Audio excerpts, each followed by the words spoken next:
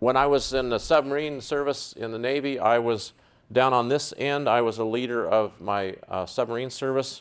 I held services and answered to the stake president at Guam. So I've been in, at least on one of those boxes anyway. When I was in Pasco, I was in the Elders Quorum presidency, and I was secretary for a while, then I was second counselor for a while before I left. Okay? Yep. And I loved my work. I really did. And I loved the people. That was the hardest part of leaving, the people. Okay.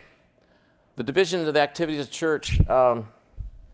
Basically, this is the years, the ages. Sometimes we, as Christians, see deacons don't come about for a long time.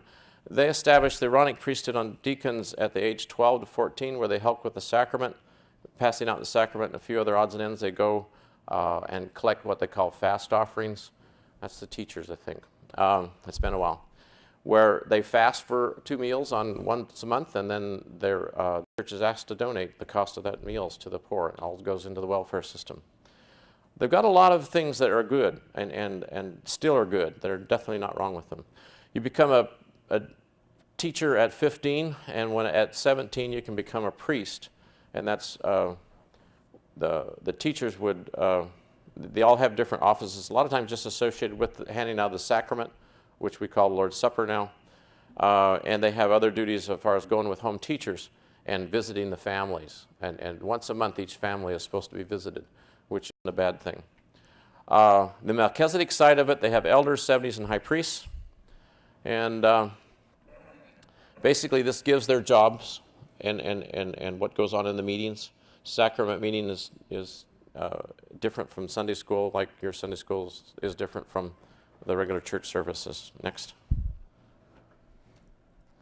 Oh.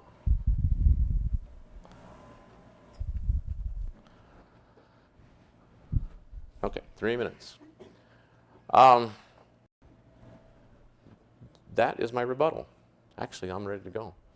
So, I made it ahead of time. This is the data marked down. Usually I'm 5 minutes late. Just a brief overview of how I feel about being out of the church is the church is full of great people. The Mormon church is just absolutely stuck full of great people. And I hated leaving any of them.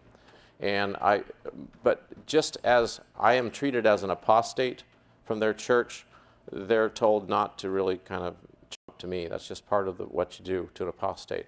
So it's really hard to talk to them. I'm better off to talking to someone on the street. And I notice a lot of times when I wear a t-shirt that says I'm an ex-Mormon elder, very few Mormons will talk to me. It's a safety thing they give their kids and their people because they know that they feel that we're tricky in what we say and we'll get them out of the church. There's nothing more than I would love to do, to go in front of every ward in the Tri-Cities of the world and just proclaim the gospel, but we can't do that.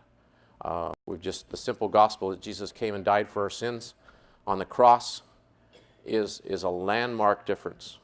Our simple God, that has always been God and always will be God, is a landmark difference in the churches. Those things will always keep us apart. We've helped them turn around on a few issues. We protested some things that were going on in the temple when the Portland temple opened up, and they actually changed their doctrine a little bit. About 1992, when is that, Marshall? Marshall, when did the temple go through in Portland? 89. 89. So within a couple of years after that, they changed some of their temple ceremonies that was very against the Bible. So we keep pinging on them little by little. Just keep telling them the truth is all we can ask. And hopefully they'll be as acceptable to us as we are to them. We should listen as well as talk. That's kind of conversation. Okay? So just be ready to do that and befriend them like you would anybody else. Don't be afraid. They're good people. Okay? Thank you.